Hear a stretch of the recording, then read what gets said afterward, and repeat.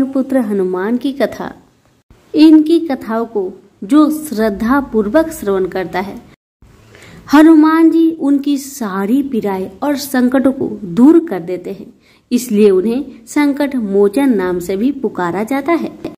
इसलिए कथा को प्रेम पूर्वक श्रवण करें। अगर अच्छी लगे तो दूसरों को भी शेयर करें। अब सुनिए कथा। पौराणिक कथा के अनुसार केसरी और माता अंजनी काफी समय से संतान सुख से वंचित थे। संतान की प्राप्ति के लिए उन्होंने ऋषि मतंग से उपाय पूछा। ऋषि मतंग ने माता अंजनी को 12 वर्षों तक भगवान शिव की तपस्या और उपवास करने को कहा। वही ऋषि मतंग की बात मानते हुए माता अंजनी ने बिल्कुल वैसा ही किया। उन्होंने शिव जी की कठोर तपस्या की। फिर तपस्या पूरी होने पर मतंग ऋषि ने माता अंजनी को आशीर्वाद दिया कि शिव जी जल्दी ही आशीर्वाद देने आएंगे। मतंग ऋषि की बात सुनकर माता अंजनी ने भगवान शिव के स्वागत और सत्कार के लिए 56 भोग बनाए। वही माता अंजनी की परीक्षा लेने के लिए भगवान शिव भिक्षुक का भेष धारण कर पहुंचे। माता अंजनी ने भिक्षुक को भोजन परोसा, लेकिन भिक्षुक के रूप में शिव जी ने 56 भोग खाने की इच्छा जताई। माता अंजनी ने भिक्षुक से कहा कि 56 भोग भगवान शिव के लिए है। इस पर भिक्षुक क्रोधित हो गए और माता अंजनी पर क्रोध जताते हुए भगवान शिव को अपशब्द बोलने लगे। इस पर माता अंजनी ने भिक्षुक से भगवान शिव का अपमान न करने की प्रार्थना की, लेकिन भिक्षुक भगवान शिव के लिए अपशब्द कहता ही रहा। तब माता अंजनी ने अपने क्रोध पर संयम रखते हुए भिक्षुक को 56 भोग खाने को दे दिया। इस बात से प्रसन्न होकर भिक्षुक बने महादेव अपने असली रूप में आ गए और माता अंजनी को दर्शन दिए। शिव जी ने अंजनी को आशीर्वाद दिया कि रुद्र अवतार हनुमान आपके गर्भ से जन्म लेंगे, जो वेदों शास्त्रों के महान ज्ञाता होंगे। इसके बाद शिव जी के आशीर्वाद से माता अंजनी ने हनुमान जी को जन्म दिया। प्रेम से बोलिए पवन पुत्र हनुमान की जय। हनुमान जी और अहिरावण की युद्ध की कहानी। रात का समय था। हनुमान जी पहरा दे रहे थे। विभीषण के भेष में अहिरावण आया। हनुमान ने उन्हें बुलाया और पूछा, भैया इतनी देर रात कहाँ से आ रहे हो? उसने कहा, भगवान की आज्ञा पर वह संध्या करने गए थे। आने में बहुत देर हो चुकी है। सभी के सो जाने के बाद अहिरावण राम और लक्ष्मण को कंधे पर उठाकर भाग गया। भगवान को क्या कभी कोई हरण कर सकता है? लक्ष्मण जी तो 14 वर्ष तक बिल्कुल ही नहीं सोए थे, लेकिन जब भगवान अपने भक्तों की महिमा प्रकट करना चाहते हैं तो वे उन्हें सामान्य मनुष्य की तरह ही लीला करते हैं। आज हनुमान की महिमा प्रकट होनी थी। वे चुपचाप अहिरावण के कंधे पर चढ़ पड़े। अगली सुबह होते ही सेना में बहुत कौतूहल मच गई। सुग्रीव, जाम्बन, विभीषण सभी सावधान हो गए। हनुमान ने घटना का वर्णन किया। विभीषण ने कहा, यह अहिरावण का माया जाल है। मेरा भेष कोई और नहीं ले सकता। हनुमान ने कहा, वह कितना भी शक्तिशाली क्यों न हो, वह कितना भी मायावी क्यों न हो, मैं उसके पास जाऊंगा और मेरा अहिरावण के साथ युद्ध होगा और मैं उसका वध कर दूंगा और मेरे प्रभु को वापस ले आऊंगा। हनुमान यात्रा शुरू करते हैं। संयोग से रास्ते में कुछ ऐसा हुआ, देवी प्रेरणा से कुछ जानकारी मिली।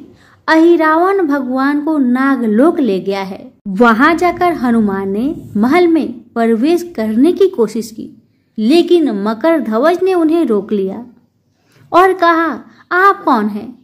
क्या आप नहीं जानते कि मैं महावीर हनुमान का पुत्र हूँ? अगर तुम अंदर घुसने की कोशिश करते हो तो तुम्हें लोहे की चने चबाने पड़ेंगे। यह सुनकर हनुमान चकित रह गए। हनुमान ने कहा, अरे मेरा तो कोई पुत्र नहीं है, तुम कहाँ से टपके? मकर ध्वज ने कहा, जब आप जलती हुई लंका के बाद स्नान कर रहे थे तभी एक मछली ने आपका पसीना पी लिया। मैं उसके गर्भ से पैदा हुआ हूँ। हनुमान ने उससे राम लक्ष्मण के बारे में पूछा। उसने कहा, वह कुछ नहीं जानता। आज मेरे प्रभु किसी की बलि दे रहे हैं, लेकिन वहां किसी को जाने की इजाजत नहीं और मैं आपको वहां जाने नहीं दूंगा। दोनों के बीच युद्ध हुआ। अंत में हनुमान जी ने उसे अपनी पूंछ से बांध दिया और मंदिर में प्रवेश किया। उनके चरण स्पर्श होते ही देवी भूमि धंस गई और वे अपना मुंह खोलकर देवी के स्थान पर खड़े हो गए। राक्षसों का मानना था कि देवी प्रसन्न और प्रकट हुई है। उन्होंने बहुत पूजा की। देवी जो कुछ भी फल, माला, अन्य वस्त्र, जो कुछ भी आता है वह अपने मुंह में रखती है। यज्ञ के समय राम और लक्ष्मण को ले आए।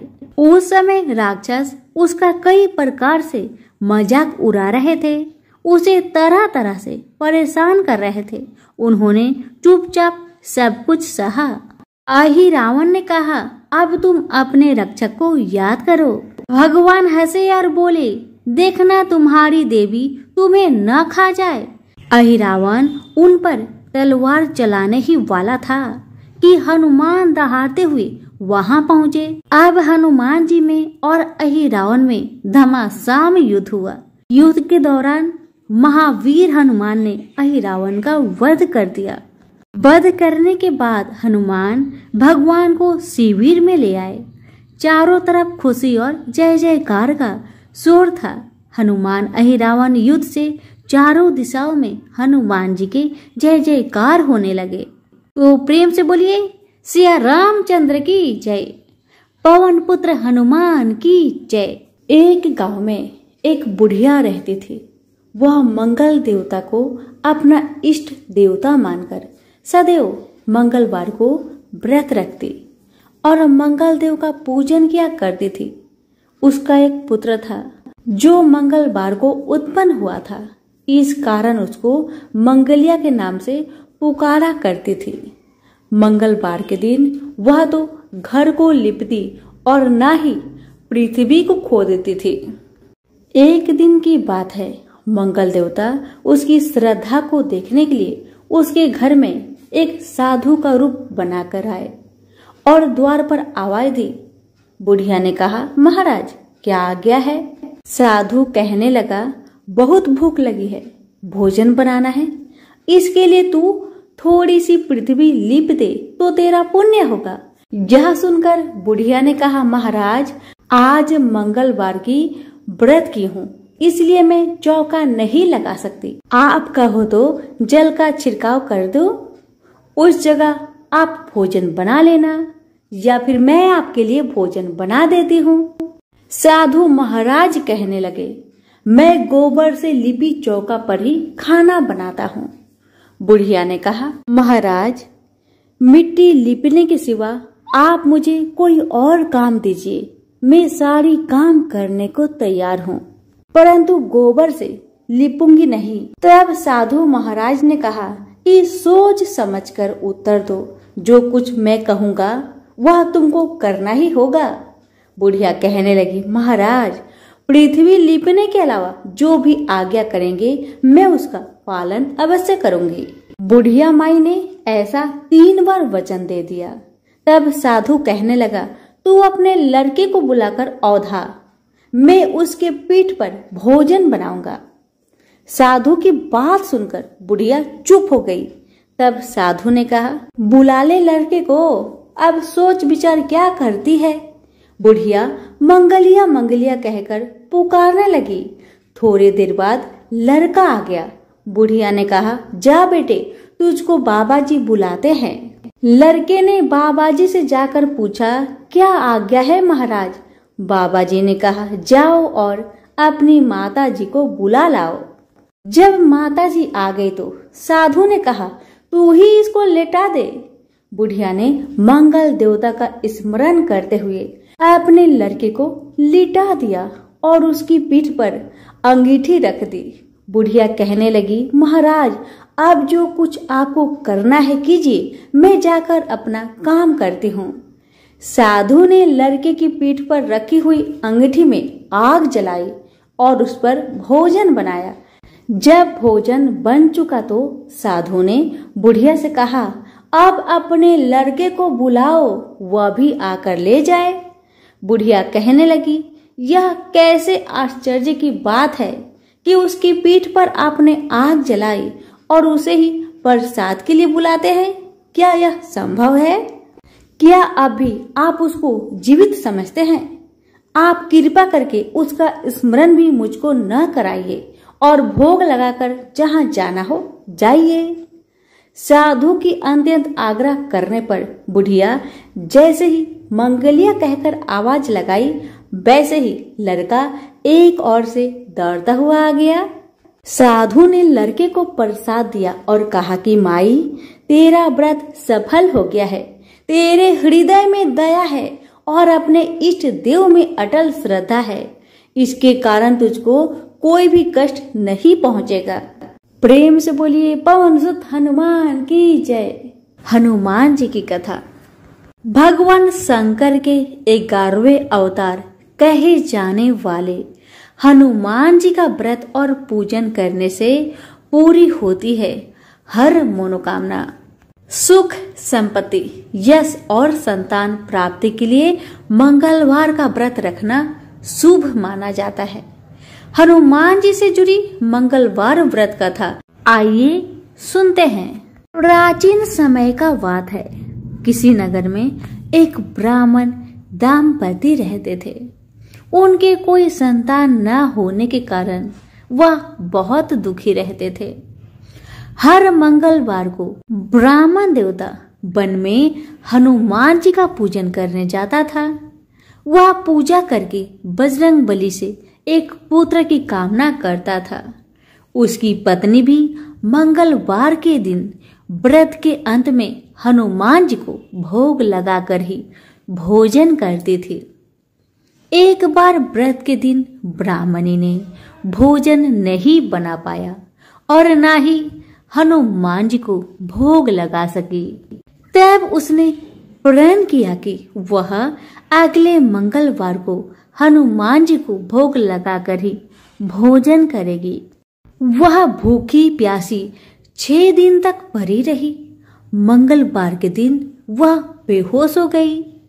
हनुमान जी उसकी श्रद्धा और भक्ति को देखकर बहुत प्रसन्न हुए और उन्होंने आशीर्वाद स्वरूप में ब्राह्मणी को एक पुत्र दिया और कहने लगे कि यह तुम्हारी बहुत सेवा करेगा।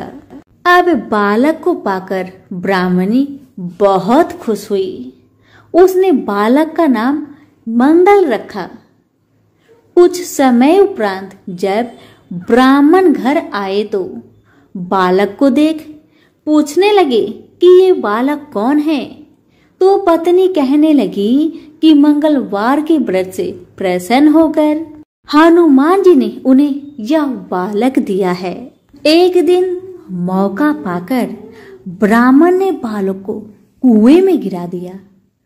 घर लौटने पर ब्राह्मणी ने पूछा कि मंगल मेरा बेटा कहाँ है। तभी पीछे से मंगल मुस्कुराते हुए घर में प्रवेश किया। उसे वापस देखकर ब्राह्मण चौंक गया। उसी रात को बजरंग बली ने ब्राह्मण को सपने में दर्शन दिए और बताया कि यह पुत्र मैंने ही तुम्हारी पत्नी को दिया है। सच जानकर ब्राह्मण बहुत खुशी हुआ और अपनी गलती पर पछताने लगा कि मैंने अपने बेटे को कैसे कुएं में फेंक दिया। अब तो ब्राह्मण और ब्राह्मणी दोनों एक साथ नियमित रूप से मंगलवार का व्रत रखने लगे। मंगलवार का व्रत रखने वाले मनुष्य पर अपार कृपा होती है। प्रेम से बोलिए पवन पुत्र हनुमान की जय। मंगल देव की व्रत कथा। मंगल ग्रह हमारे सौर मंडल का ही एक ग्रह है जो सूर्य से बढ़ती दूरी के क्रम में चौथे स्थान पर आता है। इसकी सतह पर आयरन ऑक्साइड की मात्रा अधिक होने के कारण यह लाल रंग का दिखाई देता है। मंगल ग्रह के स्वामी को मंगल देव कहा जाता है। इसके साथ ही उन्हें युद्ध का देवता अंगारक देव के नाम से भी जाना जाता है। इनका रंग लाल होता है। मंगल देव का वाहन भेड़ है और वह अपने हाथों में त्रिशूल, भाला, गदा, पद्म धारण किए हुए सुशोभित होते हैं। मंगल देव की कथा। यह कथा स्कंद पुराण में वर्णित है। बहुत समय पहले महाकाल नगरी उज्जैन पर एक असुर जिसका नाम अंधकासुर था राज्य करता था। यह असुर बड़ा ही क्रूर प्रवृत्ति था जो अपने राज्य की प्रजा को बहुत कष्ट दिया करता था। जो ऋषि मुनि भगवान की आराधना करते थे, यज्ञ हवन करते थे, यह उनको परेशान करता था और उनको मृत्यु के घाट उतार दिया करता था। उस आदित्य राक्षस का एक बड़ा ही क्रूर प्रवृत्ति का बेटा था जिसका नाम कनक था। कनक भी अपने पिता अंधकासुर के समान शक्तिशाली और पराक्रमी था। एक बार कनक ने अपने शक्ति के मद में चूर होकर इंद्रदेव पर आक्रमण कर दिया। इंद्रदेव और कनक के बीच भयंकर युद्ध हुआ और अंततः इंद्रदेव ने कनक को पराजित करके उसकी हत्या कर दी।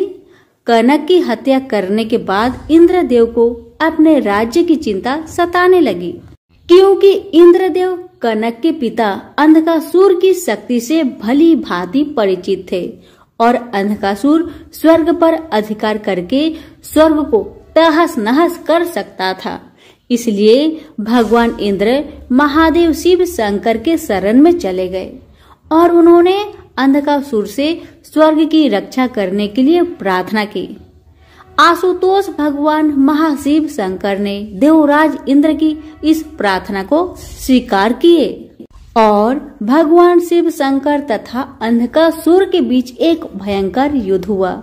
दोनों ओर से महाशक्तियों का प्रयोग किया गया और युद्ध ने एक विकराल रूप ले लिया और युद्ध लंबे समय तक चला। अंततः महादेव शिव शंकर ने अंधकासुर का वध कर दिया, किंतु भगवान शिव शंकर के माथे से पसीने की एक बूंद पृथ्वी पर जाकर उज्जैन नगरी में गिर पड़ी, जिससे वहां की धरती को फाड़कर अंगारे के समान एक पुत्र ने जन्म लिया जिसका नाम मंगल रखा गया। ब्राह्मणों ने उसकी स्तुति की और उनको गुण रूप आदि के कारण स्वर मंडल के 8 ग्रहों में महत्वपूर्ण स्थान दिया। उज्जैन नगरी के जिस स्थान में मंगल ग्रह का जन्म हुआ था, उस स्थान पर स्वयं भगवान ब्रह्मा जी ने मंगलेश्वर शिवलिंग की स्थापना की, जिसे आज के समय मंगलेश्वर धाम के नाम से जाना जाता है। और मंगलवार को यहाँ दर्शन करने के लिए हजारों की तादाद में श्रद्धालु पहुँचते हैं। तो प्रेम से सभी बोलिए मंगल देव की जय हो। व्यास जी ने कहा, एक बार नैमिषारण्य तीर्थ में 80,000 मुनि एकत्र होकर पुराणों के ज्ञाता श्री सूत जी से पूछने लगे, हे महामुने, आपने हमें अनेक पुराणों की कथाएं सुनाई है, अब कृपा करके हमें ऐसा व्रत और कथा बताए जिसके करने से संतान की प्राप्ति हो तथा मनुष्य को रोग, शोक, अग्नि, सर्व दुख आदि का भय दूर हो जाए, क्योंकि कलयुग में सभी जीवों की आयु बहुत कम है। फिर इस पर उन्हें रोग, चिंता के कष्ट लगे रहेंगे तो फिर वह श्री हरि के चरणों में अपना ध्यान कैसे लगा सकेंगे। श्री सूत जी बोले, हे मुनियों, आपने लोक कल्याण के लिए बहुत ही उत्तम बात पूछी है। एक बार युधिष्ठिर ने भगवान श्री कृष्ण से लोक कल्याण के लिए यही प्रश्न किया था। भगवान श्री कृष्ण और युधिष्ठिर का संवाद तुम्हारे सामने कहता हूँ, ध्यान देकर सुनो। एक समय पांडवों की सभा में श्री कृष्ण जी बैठे हुए थे। तब युधिष्ठिर ने भगवान श्री कृष्ण से प्रश्न किया, हे प्रभु, नंद नंदन गोविंद, आपने मेरे लिए अनेकों कथाएं सुनाई है। आज आप कृपा करके ऐसा व्रत या कथा सुनाएं जिसके करने से मनुष्य को रोग चिंता का भय समाप्त हो और उसको पुत्र की प्राप्ति हो। हे प्रभु, बिना पुत्र के जीवन व्यर्थ है। पुत्र के बिना मनुष्य नरकगामी होता है। पुत्र के बिना मनुष्य प्रीत ऋण से छुटकारा नहीं पा सकता और न ही उसका पुण्य नामक नरक से उद्धार हो सकता है। अतः पुत्रदायक व्रत बतलाए। श्री कृष्ण भगवान बोले, हे राजन, मैं एक प्राचीन इतिहास सुनाता हूँ, आप उसे ध्यान पूर्वक सुनो। कुंडलपुर नामक एक नगर था। उसमें नंदा नामक एक ब्राह्मण रहता था। भगवान की कृपा से उसके पास सब कुछ था, फिर भी वह दुखी था। इसका कारण यह था कि ब्राह्मण की स्त्री सुनंदा के कोई संतान न थी। सुनंदा पतिव्रता थी, भक्ति पूर्वक श्री हनुमान जी की आराधना करती थी। मंगलवार के दिन व्रत करके अंत में भोजन बनाकर हनुमान जी को भोग लगाने के बाद स्वयं भोजन करती थी। एक बार मंगलवार के दिन ब्राह्मणी गृह कार्य की अधिकता के कारण हनुमान जी को भोग न लगा सकी, तो इस पर उसे बहुत दुख हुआ। उसने कुछ भी नहीं खाया और अपने मन में प्रण किया कि अब तो अगले मंगलवार को ही हनुमान जी का भोग लगाकर अन्न जल ग्रहण करूंगी। ब्राह्मणी सुनंदा प्रतिदिन भोजन बनाती, श्रद्धापूर्वक पति को खिलाती, परंतु स्वयं भोजन नहीं करती और मन ही मन श्री हनुमान जी की आराधना करती थी। इसी प्रकार 6 दिन गुजर गए और ब्राह्मणी सुनंदा अपने निश्चय के अनुसार भूखी प्यासी निराहार रही। अगले मंगलवार को ब्राह्मणी सुनंदा प्रातः काल ही बेहोश होकर गिर पड़ी। ब्राह्मणी सुनंदा की इस असीम भक्ति के प्रभाव से श्री हनुमान जी बहुत प्रसन्न हुए और प्रकट होकर बोले, सुनंदा, मैं तेरी भक्ति से बहुत प्रसन्न हूँ, तू उठ और वर मांग। सुनंदा अपने आराध्य देव श्री हनुमान जी को देखकर आनंद की अधिकता विह्वल हो श्री हनुमान जी के चरणों में गिरकर बोली, हे प्रभु, मेरी कोई संतान नहीं है, कृपा करके मुझे संतान प्राप्ति का आशीर्वाद दे, आपकी यदि कृपा होगी। श्री महावीर जी बोले, तेरी इच्छा पूर्ण होगी, तेरे एक कन्या पैदा होगी, उसके अष्टांग प्रतिदिन सोना दिया करेंगे। इस प्रकार कहा। श्री महावीर जी अंतर ध्यान हो गए। ब्राह्मणी सुनंदा बहुत हर्षित हुई और सभी समाचार अपने पति से कहा। ब्राह्मण देव कन्या का वरदान सुनकर कुछ दुखी हुए, परंतु सोना मिलने की बात सुनी तो बहुत प्रसन्न हुए। विचार किया कि ऐसी कन्या के साथ मेरी निर्धनता समाप्त हो जाएगी। श्री हनुमान जी की कृपा से वह ब्राह्मणी गर्भवती हुई और 10वें महीने में उसे बहुत ही सुंदर पुत्री प्राप्त हुई। यह बच्ची अपने पिता के घर ठीक उसी तरह से बढ़ने लगी जिस प्रकार शुक्ल पक्ष का चंद्रमा बढ़ता है। 10वें दिन ब्राह्मण ने उस बालिका का नामकरण संस्कार करवाया। उसके कुल पुरोहित ने उस बालिका का नाम रत्नावली रखा, क्योंकि यह कन्या सोना प्रदान किया करती थी। इस कन्या ने पूर्व जन्म में बड़े ही विधान से मंगल देव का व्रत किया था। रत्नावली का अष्टांग बहुत सा सोना देता था। उस सोने से नंदा ब्राह्मण बहुत ही धनवान हो गया। अब ब्राह्मणी भी बहुत अभिमान करने लगी थी। समय बीतता रहा। अब रत्नावली 10 वर्ष की हो चुकी थी। एक दिन जब नंदा ब्राह्मण प्रसन्न चित्त था, तब सुनंदा ने अपने पति से कहा, मेरी पुत्री रत्नावली विवाह की योग हो गई है, अतः आप कोई सुंदर तथा योग वर देखकर इसका विवाह कर दे। जा सुन ब्राह्मण बोला, अभी तो रत्नावली बहुत छोटी है। तब ब्राह्मणी बोली, शास्त्रों की आज्ञा है कि कन्या 8वें वर्ष में गौरी, 9 वर्ष में राहिनी, 10वें वर्ष में कन्या, इसके पश्चात रजवाला हो जाती है। गौरी के दान से पाताल लोक की प्राप्ति होती है। राहिनी के दान से बैकुंठ लोक की प्राप्ति होती है। कन्या के दान से इंद्र लोक में सुखों की प्राप्ति होती है। अगर हे पतिदेव रजवाला का दान किया जाता है तो घोर नरक की प्राप्ति होती है। इस पर ब्राह्मण बोला, अभी तो रत्नावली मात्र 10 ही वर्ष की है और मैंने तो 16-16 साल की कन्याओं का विवाह कराया है, अभी जल्दी क्या है। तब ब्राह्मणी सुनंदा बोली, आपको तो लोभ अधिक हो गया लगता है। शास्त्रों में कहा गया है कि माता पिता और बड़ा भाई रजवाला कन्या को देखते हैं तो वह अश्वही नरकगामी होते हैं। तब ब्राह्मण बोला, अच्छी बात है, कल मैं अवश्य ही योग वर की तलाश में अपना दूत भेजूंगा। दूसरे दिन ब्राह्मण ने अपने दूत को बुलवाया और आज्ञा दी कि जैसी सुंदर मेरी कन्या है वैसा ही सुंदर वर उसके लिए तलाश करो।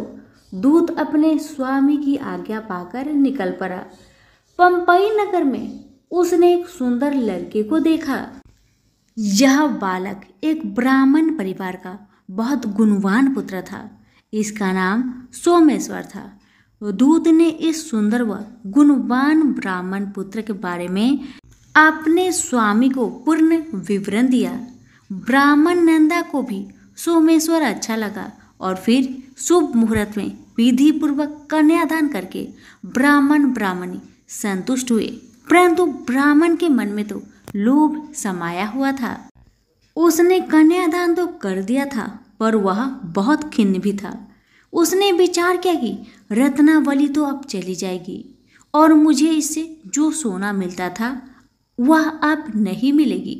मेरे पास जो धन था कुछ तो इसके विवाह में खर्च हो गया और जो शेष बचा है वह भी कुछ दिनों पश्चात समाप्त हो जाएगी। मैंने तो इसका विवाह करके बहुत बड़ी भूल कर दी है। अब कोई ऐसा उपाय हो कि रत्नावली मेरे घर में ही बनी रहे, अपने ससुराल ना जाए। लोभ रूपी राक्षस ब्राह्मण के मस्तिष्क पर छाता जा रहा था। रात भर अपनी सैया पर बेचैनी से करवट बदलते बदलते उसने एक बहुत ही क्रूर निर्णय लिया। उसने विचार किया कि जब रत्नावली को लेकर उसका पति सोमेश्वर अपने घर के लिए जाएगा तो वह मार्ग में छिपकर सोमेश्वर का वध कर देगा और अपनी लड़की को अपने घर ले आवेगा, जिससे नियमित रूप से उसे सोना भी मिलता रहेगा और समाज का कोई मनुष्य उसे दोष भी नहीं देगा। प्रातःकाल हुआ तो नंदा और सुनंदा ने अपनी जामाई तथा लड़की को बहुत सारा धन देकर विदा कर दिया। सोमेश्वर अपनी पत्नी रत्नावली को लेकर ससुराल से अपने घर की तरफ चल दिया। ब्राह्मण नंदा महालोभ के भसीभूत हो अपनी मति खो चुका था। पाप पुण्य को उसे विचार न रहा था। अपने भयानक व क्रूर निर्णय को कार्य रूप देने के लिए उसने अपने दूत को मार्ग में अपने जामाई का वध करने के लिए भेज दिया था, ताकि रत्नावली से प्राप्त होने वाला सोना उसे हमेशा मिलता रहे और वो कभी निर्धन ना हो। ब्राह्मण के दूत ने अपने स्वामी की आज्ञा का पालन करते हुए उसके जामाई सोमेश्वर का मार्ग में ही वध कर दिया। समाचार प्राप्त कर ब्राह्मण नंदा मार्ग में पहुंचा और रोदन करती अपनी पुत्री रत्नावली से बोला, हे पुत्री, मार्ग में लुटेरों ने तेरे पति का वध कर दिया है। भगवान की इच्छा का आगे किसी का कोई वश नहीं चलता है। अब तू घर चल, वहां पर ही रहकर शेष जीवन व्यतीत करना। जो भाग्य में लिखा है वही होगा। अपने पति की अकाल मृत्यु से रत्नावली बहुत दुखी हुई। करुण क्रदन व रुदन करते हुए अपने पिता से बोली, हे पिताजी, इस संसार में जिस स्त्री का पति नहीं है उसका जीना व्यर्थ है। मैं अपने पति के साथ ही अपने शरीर को जला दूंगी और सती होकर अपने इस जन्म को माता पिता के नाम को तथा सास ससुर के यश को सार्थक करूंगी। ब्राह्मण नंदा अपनी पुत्री रत्नावली के वचनों को सुनकर बहुत दुखी हुआ। विचार करने लगा, मैंने व्यर्थ ही जामाई का वध का पाप अपने सिर लिया।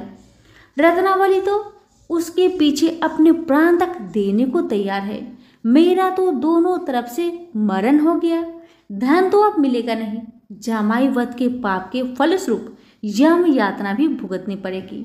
यह सोचकर वह बहुत खिन्न हुआ। सोमेश्वर की चिता बनाई गई। रत्नावली सती होने की इच्छा से अपने पति का सिर अपने गोद में रखकर चिता में बैठ गई। जैसे ही सोमेश्वर की चिता को अग्नि लगाई गई, वैसे ही प्रसन्न हो मंगलदेव वहां प्रकट हुए और बोले, हे रत्नावली, मैं तेरी पति भक्ति से बहुत प्रसन्न हूं, तू वर मांग। रत्नावली ने अपने पति का जीवन दान मांगा। तब मंगलदेव बोले, रत्नावली, तेरा पति अजर अमर है, यह महाविद्वान भी होगा, और इसके अतिरिक्त तेरी जो इच्छा हो वर मांग। तब रत्नावली बोली, हे ग्रहों के स्वामी, यदि आप मुझ पर प्रसन्न है तो मुझे यह वरदान दीजिए कि जो भी मनुष्य मंगलवार के दिन प्रातःकाल लाल पुष्प लाल चंदन से पूजा करके आपका स्मरण करे, उसको रोग व्याधि ना हो, सज्जनों का कभी वियोग ना हो, सर्प अग्नि तथा शत्रुओं का भय ना रहे। जो स्त्री मंगलवार का व्रत करे वह कभी विधवा ना हो। मंगलदेव तथास्तु कहकर अंतर ध्यान हो गए। सोमेश्वर मंगलदेव की कृपा से जीवित हो उठा। रत्नावली अपने पति को पुनः प्राप्त कर बहुत प्रसन्न हुई और मंगलदेव का व्रत प्रत्येक मंगलवार को करके व्रतराज और मंगलदेव की कृपा से इस लोक में सुख ऐश्वर्य को भोगते हुए अंत में पति के साथ स्वर्ग लोक को गई। तो प्रेम से बोली, मंगलदेव की जय हो। अब सुनिए भगवान राम की कहानी। अगर हनुमान जी को प्रसन्न करना है तो इनकी कथा का श्रवण अवश्य करें। प्रेम से बोलिए, सिया रामचंद्र की जय। राम अवतार की व्रत कथा। राम अवतार रामचंद्र प्राचीन भारत में जन्मे एक महापुरुष थे। हिंदू धर्म में राम विष्णु के 10 अवतारों में से एक है। राम अयोध्या के राजा दशरथ और रानी कौशल्या के सबसे बड़े पुत्र थे। राम की पत्नी का नाम सीता था, जो कि लक्ष्मी का अवतार मानी जाती है, और इनके 3 भाई थे, लक्ष्मण, भरत और शत्रुघ्न। हनुमान भगवान राम के सबसे बड़े भक्त माने जाते हैं। राम ने राक्षस जाति के राजा रावण का वध किया। माना जाता है कि राम का जन्म प्राचीन भारत में हुआ था। उनके जन्म के समय का अनुमान सही से नहीं लगाया जा सकता है, परंतु विशेषज्ञों का मानना है कि राम का जन्म तकरीबन आज से 9000 वर्ष में हुआ था। धर्म के मार्ग पर चलने वाले राम ने अपने तीनों भाइयों के साथ गुरु वशिष्ठ से शिक्षा प्राप्त की। ईश्वरीय में विश्वामित्र उन्हें वन में राक्षसों द्वारा मचाए जा रहे उत्पात को समाप्त करने के लिए ले गए। राम के साथ उनके छोटे भाई लक्ष्मण भी इस कार्य में उनके साथ हो गए। राम ने उस समय तारका नामक राक्षसी को मारा था। मारीच को पलायन के लिए मजबूर किया। इस दौरान ही विश्वामित्र उन्हें मिथिला ले गए। वहां के विदेह राजा जनक ने अपनी पुत्री के विवाह के लिए एक समारोह आयोजित किया था। भगवान शिव का एक धनुष था, जिस पर प्रयांचा चढ़ा देने वाले सूर से सीता का विवाह किया जाना था। बहुत सारे राजा महाराजा उस समारोह में पधारे। बहुत से राजाओं के प्रयत्न के बाद भी जब धनुष पर प्रयांचा चढ़ाना तो दूर, धनुष उठा तक नहीं सके, तब विश्वामित्र की आज्ञा पाकर राम ने धनुष उठाकर प्रयांचा चढ़ाने की कोशिश की। उनकी प्रयांचा चढ़ाने की कोशिश में वह महान धनुष ही घोर ध्वनि करते हुए टूट गया। महर्षि परशुराम ने जब वह घोर ध्वनि सुनी तो वहां आए और अपने गुरु शिव का धनुष टूटने पर रोष व्यक्त करने लगे। तब राम ने बीच बचाव किया। इस प्रकार सीता का विवाह राम से हुआ और परशुराम सहित समस्त लोगों ने आशीर्वाद दिया। राजा दशरथ वानप्रस्थ की ओर अग्रसर हो रहे थे। अतः उन्होंने राज्यभार राम को सौंपने का सोचा। उस समय राम के अन्य 2 भाई भरत और शत्रुघ्न अपने नैनीहाल केकई गए हुए थे। मंत्रा जो रानी केकई की दासी थी, उसने केकई को भड़काया कि राजा तुम्हारे साथ गलत कर रहे हैं। तुम राजा की प्रिय रानी हो तो तुम्हारी संतान को राजा बनना चाहिए, और राजा दशरथ राम को राजा बनाना चाहते हैं। केकई चाहती थी उनके पुत्र भरत राजा बने, इसलिए उन्होंने राम को दशरथ द्वारा 14 वर्ष का वनवास दिलाया। राम ने अपने पिता की आज्ञा का पालन किया।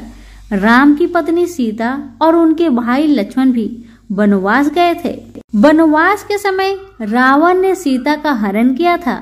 राम अपने भाई लक्ष्मण के साथ सीता की खोज में दर दर भटक रहे थे। तब वह हनुमान और सुग्रीव नामक 2 वानरों से मिले। हनुमान राम के सबसे बड़े भक्त बने। सीता को बचाने के लिए राम ने हनुमान और वानर सेना की मदद से रावण से युद्ध किया और उसे परास्त किया था। भगवान राम ने जब रावण को युद्ध में परास्त कर दिया, तब उसके छोटे भाई विभीषण को लंका का राजा बना दिया। राम, सीता, लक्ष्मण और कुछ वानर जनक पुष्पक विमान से अयोध्या को प्रस्थान कर गए। वहां सबसे मिलने के बाद राम और सीता अयोध्या के राजा और रानी की पद को पाए। प्रेम से बोलिए श्री रामचंद्र की जय।